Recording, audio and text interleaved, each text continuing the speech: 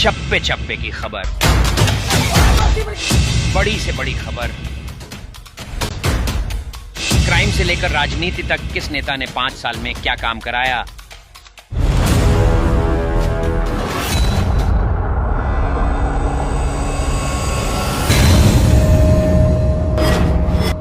मिलेगी सबसे पहले हर खबर चेंजिंग फ्यूचर न्यूज पर, जो बदलेगा आपका future.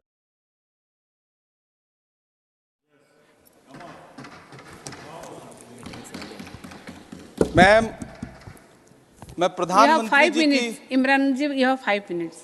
Ma'am 10 minute You have 5 minutes. We requested chairman साहब, Okay. he allowed 10 minutes. Ma'am, प्रधानमंत्री जी की सैकड़ों Okay. बार थपथपाई गई मेज के बीच अंतरिम बजट पेश किया गया और बड़े बड़े दावे किए गए। देश ये कैसा बनाया आपने, लूट कर पैसा बनाया आपने, देखिए जलते दिए भी बुझ गए, अजब दीपक राग गाया आपने। मैम, पूरा सदन अमृत काल के बजट की चर्चा कर रहा है, मैं तो गरीबों की रोटी और दाल के बजट की चर्चा करूंगा। तुम्हारी फाइलों में गांव का मौसम गुलाबी है, मगर ये आंकड़े झूठे हैं, ये दावा किताबी है। मैं इस बजट को अमीरों का अमीरों के लिए पेश किया गया बजट कहूंगा। इसमें गरीबों के लिए कुछ है ही नहीं। नौकरी मांगने वाले नौजवानों पर लाठियां बरसाने वालों, आपने इस बजट में युवाओं को क्या दिया? आपने पुरानी पेंशन बहाली की मांग करने वालों को क्या दिया? सालों से अपने लिए छत तलाश रहे लोगों को आपने इस बजट में क्या दिया? और फिर आपको पूरी उम्मीद है कि पूरा देश आपके इस पेश किए गए बजट पे लहालोट हो जाए, तालियां पीटे, मंगल गान गाए। कैसे संभव है? मैं सदन में खड़ा होकर के इस बजट पे चर्चा करते हुए कहना चाहता हूं कि इस बजट में फुटपाथ पर रहने वाले, छप्परों में रहने वाले, झुग्गियों में रहने वालों के लिए क्या है, उनके लिए क्या है जो प्रधानमंत्री के किए गए वायदों की बाट जोह रहे हैं। हर साल फरवरी की खूबसूरत सुबह और सजी हुई संसद से बरसते हुए झूठे वायदों की जवाबदेही कौन तय करेगा? कौन बताएगा कि 2022 में प्रधानमंत्री जी जो सबको पक्का मकान देने वाला वायदा किए थे उसका क्या हुआ? लोगों के सरों पर छत देने वाले प्रधानमंत्री जी के जुमलों से अलग उन्हें यह क्यों नहीं दिखता कि राज्यों में बैठे हुए उनके नुमाइंदे लोगों के सरों की छतें उजाड़ रहे हैं? उत्तर प्रदेश हो, असम हो, जम्मू कश्मीर हो, मध्य प्रदेश हो, भाजपा शासित राज्यों के बुलडोजर न सिर्फ लोगों के घरों को उजाड़ रहे हैं, बल्कि कुचल रहे हैं लोकतंत्र को, संविधान को, अदालतों के मेयार को। मैम, मैं आंकड़ों की बाजीगरी से अलग हट करके इस बजट पर एक बात कहना चाहता हूं। आंकड़े तो ऐसे हैं इस बजट के, ये कह रहे हैं 4 करोड़, वित्त मंत्री जी 3 करोड़ कहती हैं, प्रधानमंत्री जी 4 करोड़ कहते हैं। पहले तो आप इस झूठ में ही आपस में ही सलट लीजिए कि 4 करोड़ सही है या 3 करोड़ सही है। मैं आंकड़े तो ऐसे हैं इस बजट के मैम कि जो सुने वो बस पथराई आंखें लेकर किंग कर्तव्य विमूढ़ हो जाए। लेकिन झील में पानी बरसता है हमारे देश में, झील में पानी बरसता है हमारे देश में, खेत पानी को तरसता है हमारे देश में, जिंदगी का हाल खस्ता है हमारे देश में, दूध महंगा खून सस्ता है हमारे देश में। मैम, रोजगार, महंगाई, किसान, मनरेगा, पेट्रोल डीजल के दाम, गैस सिलेंडर के दाम, फसलों की एमएसपी की गारंटी, इन सब जन सरोकार की बातों से इस बजट का कोई लेना देना नहीं। हमारे ट्रेजरी बेंच के साथी हंगामा कर रहे हैं। मैं तो कहना चाहता हूं मैम, वो एक बार इनके एक नेता एक गांव में गए और उन्होंने गांव में कहा कि गांव वालों आओ, मैं तुम्हारी समस्याएं समाप्त करना चाहता हूं। गांव वाले इकट्ठा हो गए। नेताजी ने गांव वालों से कहा बताओ तुम्हारी 2 समस्याएं बताओ, मैं दोनों समस्याओं का यहीं पे समाधान करूंगा। तो गांव वालों ने कहा साहब हमारी पहली समस्या है कि हमारे यहाँ कोई हॉस्पिटल नहीं है। तो नेताजी ने मोबाइल निकाला, कहीं फोन मिलाया और मिला के फोन पे पता नहीं क्या कुछ कहा कि यहाँ गांव में हॉस्पिटल नहीं है, हॉस्पिटल तुरंत, यहाँ हॉस्पिटल चाहिए। गांव वाले खुश हो गए कि 1 मिनट में यहाँ हॉस्पिटल आ रहा है। अगली समस्या के बारे में उन्होंने, नेताजी ने गांव वालों से कहा कि मैंने आपकी पहली समस्या समाप्त कर दी, दूसरी समस्या बताओ। तो गांव वालों ने कहा साहब इस गांव में कोई भी मोबाइल का नेटवर्क ही नहीं है, ये है इनके काम करने का तरीका, ये है झूठ बोलने का तरीका। इन्होंने वायदे किए बड़े बड़े, जो 10 साल के इनके वायदे हैं, मैं उनके बारे में बात करूंगा। वायदों से ज्यादा इनके नारों पे बात करूंगा। पहला नारा था बहुत हुई महंगाई की मार, अब की बार मोदी सरकार। आइए इस नारे की समीक्षा करते हैं। पेट्रोल, डीजल, गैस, ये तो बड़ी बड़ी बातें हैं। आटा, चावल, दूध, दही, पनीर, छाछ, सब चीज पे जीएसटी। अरे ये फिल्में टैक्स फ्री करने वाले लोग कफन तक पर जीएसटी लगा रहे हैं और ये गरीबों की बात करते हैं। मैम, ये सरकार झूठ की सरकार है।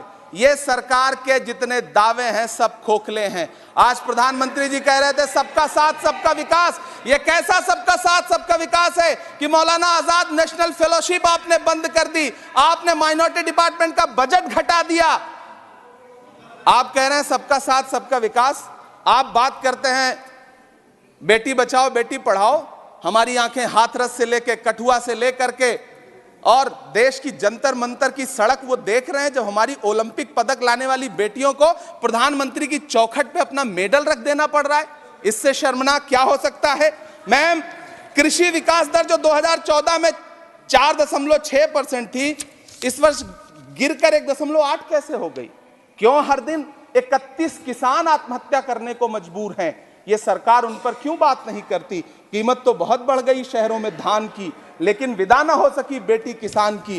मौका मिला तो लोगों ने कुर्सी के वास्ते तस्वीर ही बिगाड़ दी हिंदुस्तान की, और आज बड़ी बड़ी बातें कर रहे हैं। मैं यहां पर आपसे खड़ा होकर के मैं अंत में इतना कहना चाह रहा हूं कि वित्त मंत्री जी ने बजट में ट्रेनों के डिब्बे को वंदे भारत कोच में बदलने का एक प्रस्ताव रखा अपने भाषण में। ठीक है, ये सुनने में कानों को बहुत अच्छा लगता है, लेकिन मैम, ये सरकार ट्रेनों की सुरक्षा के बुनियादी मुद्दों पर एक शब्द नहीं बोलना चाहती।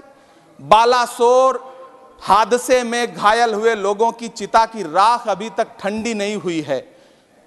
वंदे भारत के वीडियो पोस्ट करने वाली ये सरकार कभी भारत की जनरल डिब्बों की, रेलवे के स्लीपर क्लास डिब्बों की वीडियो अगर पोस्ट करे ट्विटर पे तब समझ में आए। बिहार से, इलाहाबाद से, लखनऊ से दिल्ली आने वाली, मुंबई जाने वाली ट्रेनें देख लीजिए, उनकी हालत देख लीजिए, तो आपको लगेगा कि ये वही ट्रेनें हैं। आज स्थिति ये है कि रेलवे स्टेशन तो छोड़िए, रनवे पर खाना खिला रही हैं आपकी प्राइवेट एयरलाइंस। अभी आपने जुर्माना लगाया है, नोटिस दिया है एक एयरलाइंस को। यह स्थिति आपने करके रख दी है ट्रेनों की, एयरलाइंस की।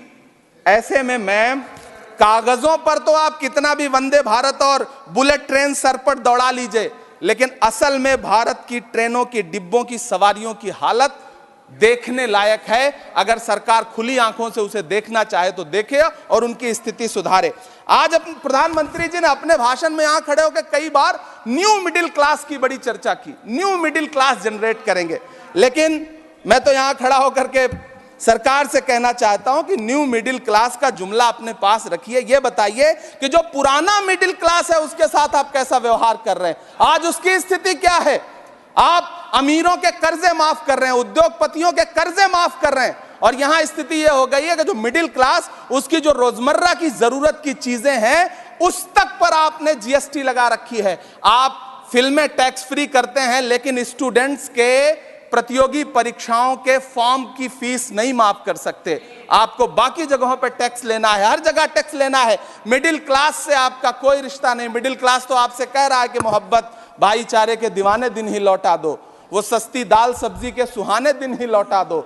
ये अच्छे दिन तो अंबानी अडानी को मुबारक हो, हमें ऐसा करो साहब पुराने दिन ही लौटा दो। वो पुराने दिन जो बहुत अच्छे थे, वो पुराने दिन जहां लोग एक दूसरे से मिलजुल करके रहते थे। मैम, इलाहाबाद, दिल्ली, कोटा जैसे शहरों में छोटे छोटे कमरों में अभावों के साथ पढ़ाई कर रहे युवा किताबों के साथ गल चुके हैं। उनके हिस्से अधेड़ अवस्था तो आई है, लेकिन नौकरी और रोजगार नहीं आया।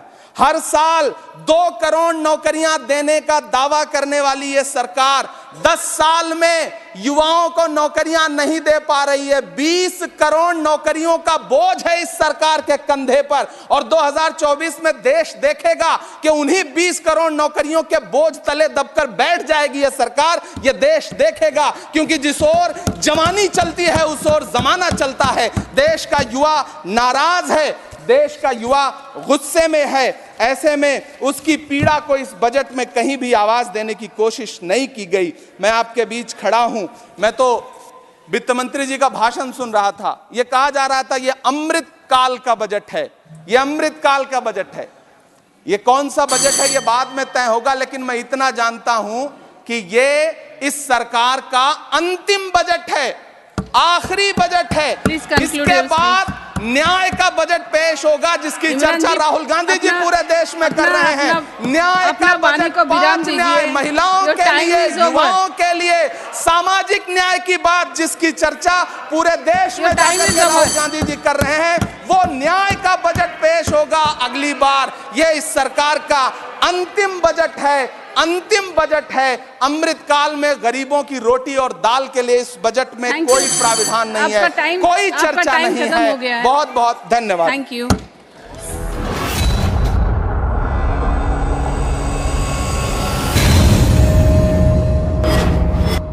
मिलेगी सबसे पहले हर खबर चेंजिंग फ्यूचर न्यूज पर, जो बदलेगा आपका फ्यूचर।